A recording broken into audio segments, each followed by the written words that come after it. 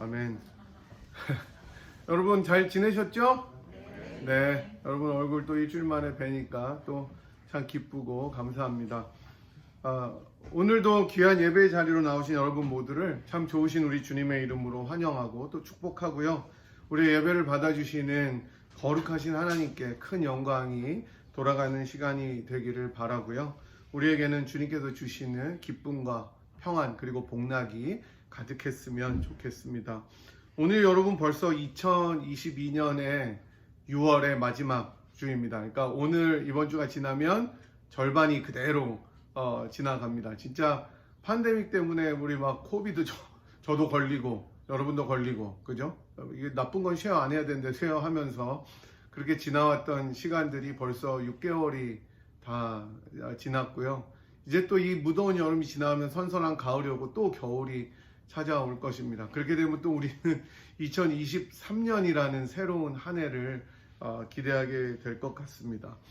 이번 주말부터 이제 미국의 독립기념일인 4th of July 연휴가 시작되고 또 완전한 여름이 찾아옵니다. 여름의 뜨거운 태양처럼 우리도 주님을 향한 열정이 정말 뜨거워지는 계절이 됐으면 좋겠고 그렇게 우리들의 신앙들이 계속해서 회복하는 시간들을 가졌으면 좋겠습니다. 우리가 지난 시간에 마가복음 강의 다시 믿음 이제 22번째 시간으로 끝은 아니니라 라는 제목 가지고 말씀을 살펴보았습니다. 마지막 때의 징조를 보면서 청지기로서의 우리 삶을 점검하고 우리가 주님 다시 오실 날을 소망으로 기다려야 되는 것에 대해서 배웠습니다. 이제 오늘은 다시 복음 23번째 시간으로 기념의 방식이라는 제목으로 말씀을 상고하도록 하겠습니다. 이 마가복음이 이제 14장 하면 이제 15장, 16장은 저희가 부활절에 했기 때문에 아마 15장 정도까지 하면 마가복음 강해를 마칠 것 같아요. 오늘 23번째니까 25번 정도 하면은 마칠 것 같고요. 그 다음에는 제가 에스라서를 가지고 강해하려고 합니다. 또 우리 장로님 기도하시고 우리 모두가 기도하는 것처럼 또 새로운 건물, 물론 뭐 성전이 건물은 아니지만 그래도 새로운 한 걸음을 내딛는 그런 의미를 가지고 에스라서를 준비하고 있습니다. 여러분 계속 기도해 주시고요. 저희가 에스라서를 통해서 또 마가복음에서 누렸던 은혜와는 또 다른 하나님을 만나는 그런 역사를 위해서 기도해 주셨으면 좋겠습니다.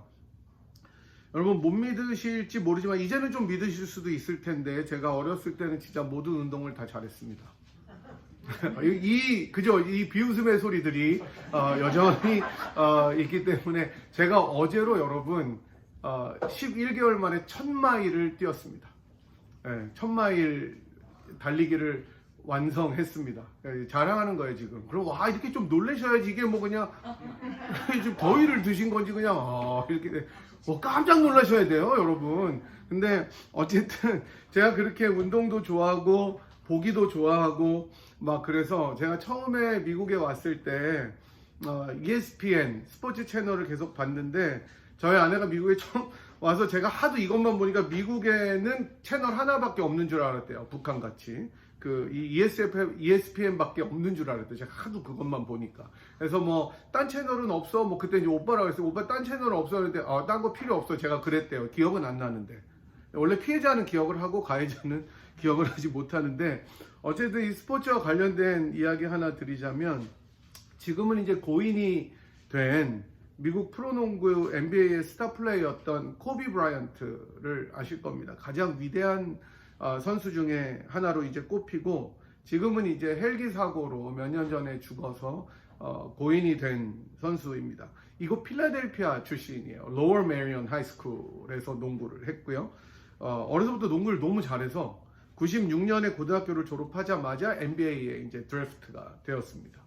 우승 반지를 자기 커리어를 통해서 5개 정도 가지고 있으니 굉장히 성공한 선수였고 무려 한 경기에서 81점을 넣는 기록도 있었습니다. 여러분 한 100점에서 120점 정도 대부분 나는데 81점을 넣었으니 지 혼자 다 넣은 거죠. 그래서 뭐 누구는 저 욕심이 그득하다고 하지만 사실 실력에 대해서는 아무도 이의를 제기할 수 없습니다. 그랬던 그 코비 브라이언트가 사실 2003년에 한 심각한 스캔들에 휘말리게 되는데요. 콜로라도에 있는 한 호텔에서 10대 여정원을 성폭행한 혐의로 기소가 된 거예요. 수많은 지루한 재판과 공방 끝에 성관계는 맺었지만 강간은 아니었다. 이렇게 판결을 받아서 무죄로 석방됩니다. 돈, money talks죠. 그죠? 돈이 이기는 거예요. 그러나 뭐 재판에 관계없이 이 브라이언트 패밀리에 가져다 준 타격은 뭐 제가 특별히 설명하지 않아도 엄청난 것이었습니다. 재판 내내 브라이언트는 당연히 자기가 not guilty, 무죄임을 주장했고 그의 아내였던 바네사 브라이언트도 나는 우리 남편을 서포트한다고 계속 이야기했습니다. 코비는 처음에는 혐의를 부인하다가 결국은 이제 성관계 맺은 것을 시인했고 결국 아내와 팬들에게 기자회견을 통해서 사과했습니다. 그로부터 이제 3일이 지난 후에 코비는 자기 아내인 바네사에게 400만 달러 상당의 8캐럿짜리 보라색 다이아몬드를 선물했습니다. 와, 안 놀래요, 여러분들. 담담해. 막 이 세상에는 관계가 없기 때문에. 네. 다이아몬드가 1캐럿만 돼도 사실 상당한데 8캐럿의 색깔까지 들어간 것이니까 엄청난 가치를 가진 것이죠. 지금부터 20여 년 전에 400만 달러니까 지금은 뭐 얼마인지 상상을 할 수가 없을 것입니다. 저는 이 코비의 사건들을 다시 보면서 선물의 가치라는 것에 대해서 생각을 해봤습니다. 선물이 어떤 가치를 가지는가? 만약 코비가 아내를 사랑하지도 않고 생각하지도 않았다면, 그리고 아내에게 관심도 주지 않고 눈길도 주지 않고 이혼 직전이었다면 400만 달러라는 거금을 쓸 수 있었을까 생각해 봤어요. 다시 말하면 코비에게는 다른 어떤 것보다도 아내가 중요했고 가족이 중요했던 거예요. 물론 뭐 페임 때문에 그랬을 수도 있지만, 그렇기 때문에 물론 돈도 많이 벌어서 살 수 있었기도 했지만 8캐럿의 보라색 다이아몬드를 선물할 생각을 했던 것이고 실제로 선물을 했던 것이죠. 다시 말씀드리면 코비에게 있어서 가장 중요한 가치는, 밸류는 뭐냐 하면 자기 와이프였고 자기 패밀리였다는 것이었습니다. 이렇게 볼 때 선물의 가치라는 것은 선물을 하는 대상, 즉 내가 누구에게 선물하는가에 비례한다고 할 수가 있습니다. 즉 내가 선물하는 대상이 생각하기에 정말 중요하고 굉장한 가치를 가진 사람이라면 우리는 그 사람에게 줄 선물에 대해서 굉장히 신경을 쓰게 됩니다. 그렇잖아요. 아무거나 줄 수 없기 때문이죠. 그리고 내가 선물하는 대상이 그 가치에 있어서, 내가 생각하는 가치에 있어서 그렇게까지 중요한 존재가 아니라면 많은 신경을 쓰지는 않을 것입니다. 별로 중요하지 않기 때문이에요. 그렇기 때문에 선물의 가치, 즉 얼마나 좋은 선물을 살 것이고 또 내가 줄 것인가 하는 것은 선물을 받는 사람의 가치와 거의 일치한다고 하겠습니다. 그죠? 말이 되죠? 오늘 살펴보는 본문도 이런 맥락에서 우리가 살펴볼 수 있습니다. 오늘 보시는 본문에서 우리 주님께서는 베다니 문둥이 시몬의 집에서 식사하고 계셨다, 이렇게 나옵니다. 성경에는 진짜 시몬이라는 이름이 정말 많이 나오는데 여기 등장하는 시몬은 문둥병이라고 하지만 사실은 그게 이제 1세기에서는 굉장히 심각한 피부병 같은 것을 이야기를 했습니다. 그래서 아마 시몬은 많은 학자들이 예상하기에 극심한 피부병으로 고생하다가 우리 예수님께 고침을 받았던 사람일 것이다 라고 추측을 합니다. 마가가 복음서를 쓸 당시도 아마 사람들은 그를 문둥이 시몬으로 알고 있었을 것입니다. 우리나라에서 옛날에 보면 대장간집 김씨, 그죠? 뭐 이렇게, 그죠? 정육점집 박씨, 뭐 이렇게 부르는 것처럼 비슷할 것 같습니다. 어쨌든 우리 주님께서 시몬의 집에서 사람들과 식사를 하고 계시는데 갑자기 한 여인이 나와서 값진 향유를 부었다고 마가복음은 기록하죠. 성경을 보니까 사실 이 내용들이 사복음서에 다 나오는데 조금씩 다르기 때문에 학자들마다 어떤 학자들은 서로 다른 사건이다, 어떤 사람들은 또 같은 사건이다, 이렇게 이야기를 하는데 뭐 결론이 없어요. 안 봤으니까. 나중에 우리가 천국 가면 물어봐야 됩니다. 어쨌든 성경을 보니까 순전한 나드 한 옥합을 가지고 와서 그 옥합을 깨트려서 예수님의 머리에 붓는다, 이렇게 나옵니다. 그러자 그 자리에 함께한 어떤 사람들이 화를 내면서 서로 뭐라고 이야기하냐면 무엇 때문에 이렇게 비싼 향유를 허비하느냐? 이 향유를 팔면 300데나리온 정도가 나오는데 그것으로 가난한 사람들을 도울 수 있지 않겠는가라고 이야기합니다. 4절에 보니까 이 사람들이 분을 내서 서로 말한다고 하는데, 이 분을 내다는 것은 정말 불의한 일 있잖아요. 그리고 바르지 못한 일을 볼 때 솟구쳐 오르는 분노의 감정을 이야기합니다. 이건 옳지 않다는 거예요. 완전히 이거는 말도 안 되기 때문에 화를 내는 거예요. 사실 이 사람들이 이렇게 불쾌하고 분노를 가진 것은 두 가지 이유에서 비롯되는데, 하나는 유대인의 관습상 여인이 남자들이 식사하는데 수종 드는 것을 제외하고는 사실 나올 수가 없다는 사실 때문에 그렇습니다. 남자들이 밥 먹는데 갑자기 끼어든 것도 모자라서 향유를 붓는 행동을 한 것이 굉장히 못마땅한 것입니다. 요즘에는 시대가 바뀌어서 자매님들이 식사하실 때 형제님들이 끼어들면 안 되죠. 그죠? 네. 사람들이 밥 먹는데 남자가 끼어들면 안 된다라는 표현을 합니다. 사람들이 밥 먹는데 남자가 끼어들면 안 된다. 네. 근데 이제 그 당시엔 반대였어요. 참, 2000년 만에 바람직하게 바뀐 건지는 모르겠습니다. 근데 주로 향유를 붓는 행동은 원래는 손님이 집에 들어오실 때 주인이 이제 그 향이 나게 조금씩 붓는 거예요. 이렇게 콱콱 붓는 거 아니에요. 여러분, 집에 들어왔는데 누가 이렇게 뭐 미스트 같은 것도 뿌리고, 우리 손 세정제 옛날 진짜 많이 했어도 요새 안 하죠. 그죠? 요새 하는 분 계세요? 여전히? 네, 우리 현 집사님. 근데 계속 나중에 손 까질 때까지 했었잖아요, 코비드 때. 근데 이제 하나씩 이렇게 칙칙 주는데 딱 됐는데 확 나와보세요. 얼마나 당황됩니까? 비슷한 거예요. 그러니까 손님이 집에 들어올 때 주인이 붓거나 아니면 이제 나가실 때 좋은 향을 가지시라고 향수 뿌리듯이 조금씩 붓는 것이 일반적인 관습이었습니다. 근데 그 여인은 갑자기 식탁 교제를 하고 있는 도중에 불쑥 나타나서 황당한 행동을 하는 거죠. 제가 여러분들과 같이 이제 친교하고 밥을 먹는데 누군가 나와서 막 뿌려보세요. 난리가 나는 거죠. 그래도 이거는 참을 수 있었어요. 이것까지는. 근데 또 다른 한 가지 이유는 더 용납할 수 없는 거였는데, 그거는 주님께 나온 이 여인이 예수님께 부었던 향유의 가치 때문에 그랬습니다. 예수님 당시 여인들은 여러분이 아시다시피 몸에 향유를 지니고 다녔습니다. 지금도 뭐 여인들, 요새 남자들도 그렇고 향수를 가지고 다니는데, 그런 향유들 중에 특별히 나드라는 향유는 인도에서 수입된 굉장히 비싼 향유 가운데 하나였습니다. 수입되었기 때문에 비싸기도 했지만 정말 질이 좋고 향이 좋은 것이기 때문에 굉장히 비싼 향유였습니다. 지금 한국에 수입되는 외국 수입 화장품의 가격이 세계에서 제일 비싸다고 합니다. 적게는 3배, 많게는 5배, 아마 지금은 더 올랐을 겁니다. 그래서 가격이 높아서 힘든데, 그래도 없어서 못 팔 정도라고 하니까 동서고금을 막론하고 이전이나 지금이나 수입품을 다 좋아하는 것 같아요. 어쨌든 이 여인이 가지고 있었던 나드 향유의 가치가 300데나리온 정도다라고 오전에 나오는데, 그 당시 가치로 따지면 300데나리온이라고 하면 1년치 샐러리 정도가 되었습니다. 한 데나리온이 하루 품삯이니까 뭐 이래저래 절기 빼고 그러면 300데나리온이면 1년 연봉이었어요. 즉 보통 사람의 연봉의 가치를 가지고 있었던 비싼 향유였었죠.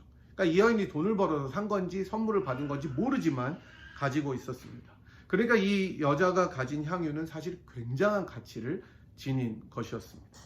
특히 나드로 된 향유는 이 인도에서 수입이 됐는데 갑옷처럼 물려 내려온 향유들이었기 때문에 사실 돈으로는 환산할 수가 없었습니다. 여러분들 중에서도 뭐 지금은 모르겠지만 뭐 엄마가 끼던 반지, 그죠? 할머니가 끼던 반지, 이런 거 옛날에 내려오던 적이 있었을 것입니다. 그렇게 귀하디 귀한 향유를 지금 이 여인은 예수님이 식사하시는 도중에 와서 깨뜨려서 머리에 붓고 있는 것이죠. 3절 하반절에 보시면 이 여인이 향유를 깨뜨렸다고 나오는데, 이거는 이제 다시는 주워 담을 수 없을 정도로 완전히 깨어버린 것을 의미합니다. 그냥 요만한 그 통에 있는 것을 그대로 깨어버린 것이죠. 그 당시 향유는 병에 들어있어서 조금 쓰고 이렇게 잠글 수 있게 되는데, 이 옥합을 다 깨뜨려서 예수님 머리에 붓고 있으니까 이 향유는 다시 주워서 담을 수도 없는 것이었습니다. 이 여인은 자기가 가지고 있는 값비싼 향유를 다 써버린 거예요. 그러니까 주변의 사람들이 화가 나는 것도 당연할 것입니다. 그렇게 비싼 향유를 엄청난 가치를 가진 향유를 그냥 주님의 머리에 부어서 낭비한다고 생각하는 것이 당연한 거죠. 그냥 의례적으로 조금만 하면 되는 거를 다 깨버린 거예요. 지금 말씀을 보는 우리야 이 본문이 진정한 헌신이고 진정한 드림이라고 생각하지만 당시에 모인 사람들은 이 여인의 행동이야말로 허비고 낭비라고 생각했을 것입니다. 그렇기 때문에 이 사람들은 그 여인을 꾸짖으면서 왜 이렇게 허비하냐라고 말했던 것이죠. 그들이 보기에 이 여인의 행동은 그야말로 불의한 것이었습니다. 옳지 않은 어리석은 foolish한 행동이었습니다. 사리분별이 그렇게도 안 되나 싶을 정도의 한심한 행동이 이 여인이 저지른 것이었습니다. 그래서 분개했던 거예요. 어쩌면 그들은 예수님의 구제하라는 말씀을 떠올렸을 수도 있었을 것입니다. 이걸 팔아서 구제하지. 그렇기 때문에 여인을 꾸짖었어요. 하지만 우리 주님의 반응은 이 사람들의 반응과 너무나 상이했습니다. 우리 주님의 말씀을 6절에서 보십시오. 가만두어라. 가만두어라. 너희가 어찌하여 저를 괴롭게 하느냐. 저가 내게 좋은 일을 하였느니라. 이게 주님의 반응이었습니다. 사람들이 어리석고 잘못된 일이라고 생각하는 행동을 우리 주님께서는 도리어 좋은 일이라고 말씀하십니다. 영어로는 beautiful thing 이렇게 나옵니다. 아름다운 일이다 라고 합니다. 그리고 9절에서는 더 나아가셔서 온 천하 어디서든지 복음이 전파되는 곳에는 이 여자의 행한 일도 말하여 저를 기념하리라, 기억하리라 이렇게 말씀하십니다. 우리는 사실 오늘 본문을 굉장히 많이 들었을 것입니다. 아마 헌신 예배 드릴 때 가장 단골 메시지 중 하나가 아닌지도 모르겠습니다. 다 드려라.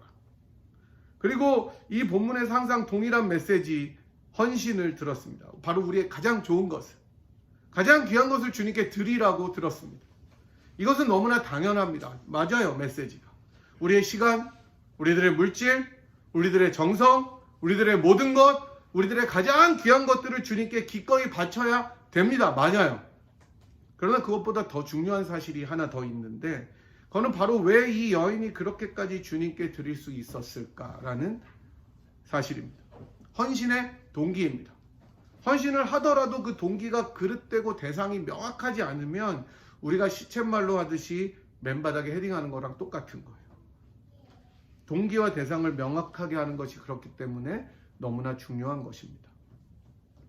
제가 서두에 말씀드린 것처럼 선물의 가치는 선물을 줄 대상에 비례합니다. 거의 정비례합니다.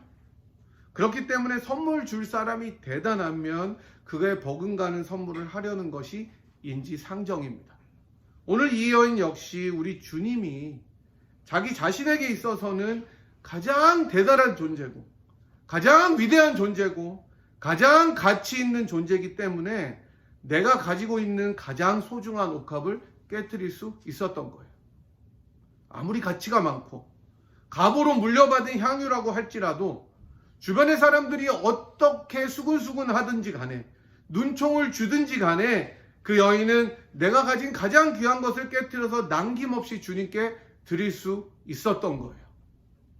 그렇게 전혀 아깝지 않고 낭비라고 생각해보지도 않고 모든 것을 다 주님께 드릴 수가 있었습니다. 마치 자기의 두 랩돈을 모두 연복에 넣은 과부처럼 그 전체를 다 드릴 수가 있었습니다.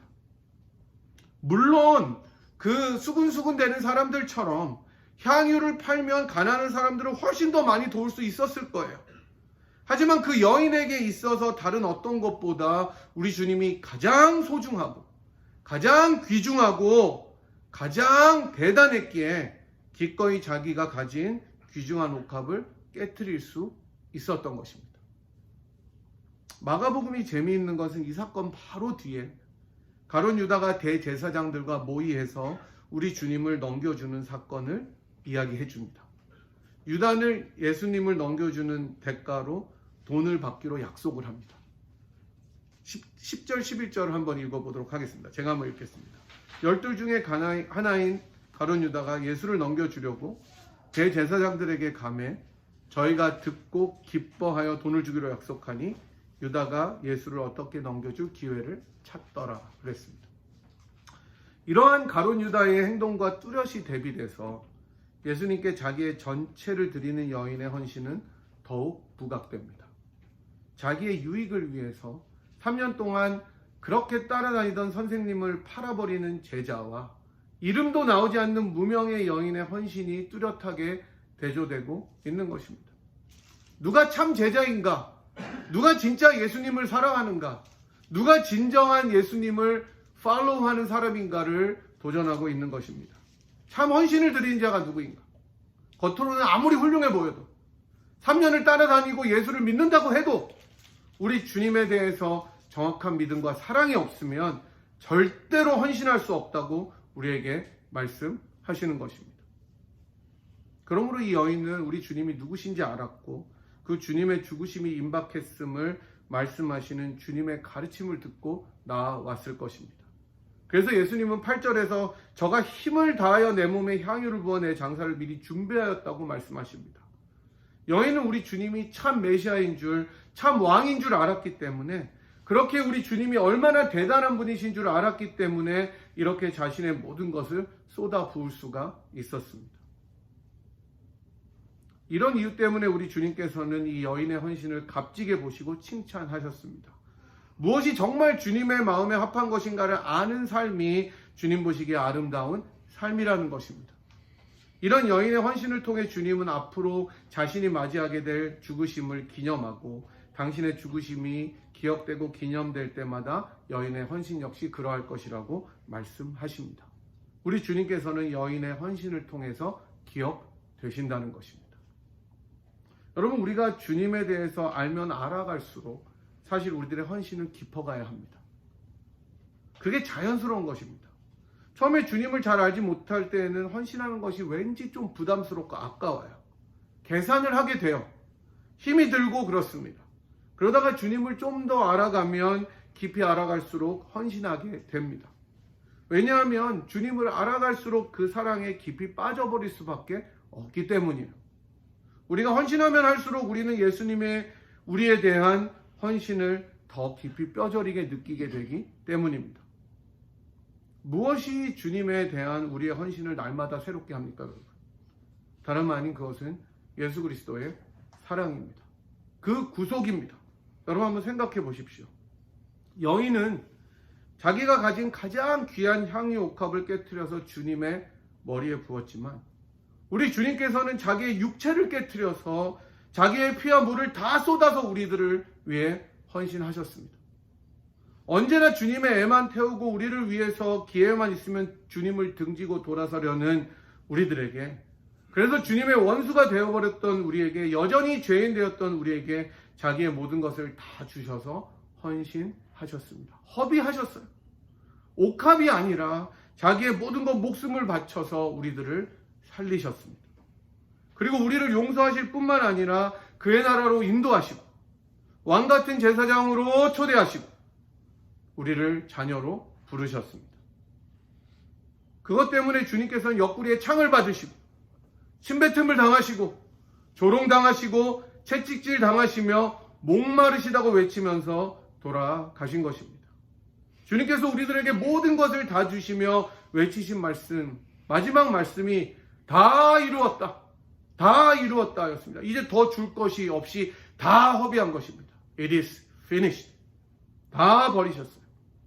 자기의 원수된 죄인들을 위해서 그야말로 다 허비하신 것입니다.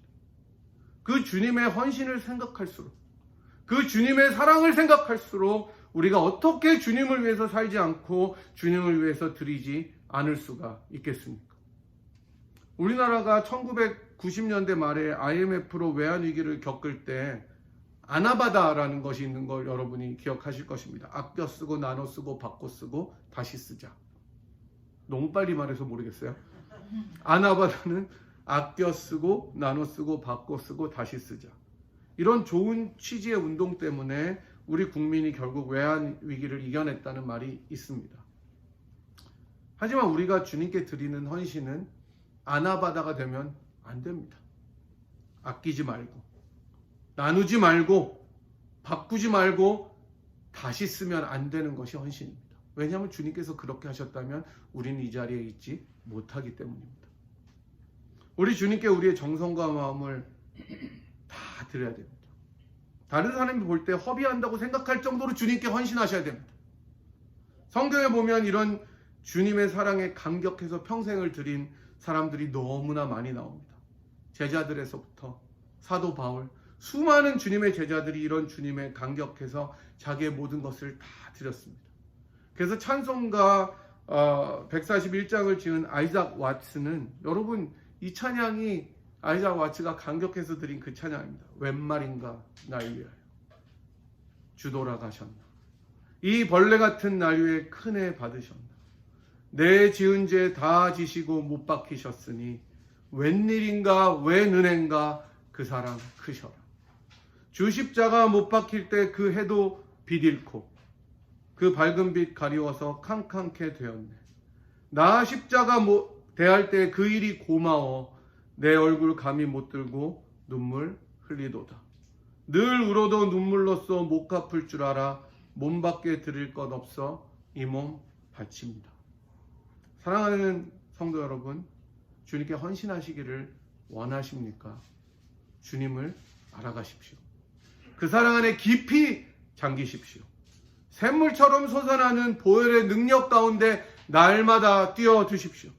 주님의 사랑을 알아갈수록, 주님의 십자가와 그 능력을 체험할수록 우리들의 헌신은 깊어지며 아름다워질 것을 믿으시기 바랍니다. 그리하여 우리 주님께 여인과 같이 칭찬받고 주님의 죽으심이 기념될 때마다 우리의 헌신도 기억되는 놀라운 역사가 우리들 삶 속에 이루어지기를 간절히 축복합니다. 하나님 아버지, 저희들은 저희들의 것을 소중하게 여기면서도 주님을 향한 헌신을 계산하고 인색했던 죄악을 주님 앞에 고백하고 용서를 구합니다. 주님께서 우리를 위하여 그 모진 고통을 다 견디시고 십자가에서 구속하여 주신 그 은혜를 늘 깊이 생각하고 주님이 자기의 생명을 아끼지 아니하고 우리를 위하여 다 허비하신 것처럼 우리도 우리들의 모든 것을 주님을 위하여 사용할 수 있도록 저희들의 마음을 새롭게 하여 주시옵소서. 우리가 날마다 그리스도의 십자가 앞에 설 때마다 다시 한번 우리들의 헌신이 새로워지게 하시옵시고 주님을 향한 사랑과 열정과 소망이 회복되어서 주님의 나라와 영광을 위하여 살아가고 쓰임받는 저희들의 가정, 교회되게 축복하여 주시옵소서. 지금은 우리를 위하여 자기를 다 드리시고 허비하셔서 하나님 나라 백성으로 삼아주신 우리 주 예수 그리스도의 무한하신 은혜와 그 아들을 아끼지 않고 우리를 위하여 기꺼이 내어주신 하나님 아버지의 극진하신 사랑하심과 성령 하나님의 위로 교통 충만하심이 우리의 것을 주님 앞에 다 드리기로 결단하고 주님의 허비하신 그 사랑을 날마다 알아가며 그 속에서 기뻐하며 살기로 결단하고 돌아가는 이 자리에 함께한 주의 백성들 한 분 한 분 머리머리 위에와 사랑하는 분이엘 제단 위에 지금부터 영원토록 함께 하시기를 간절히 축원하옵나이다. 아멘.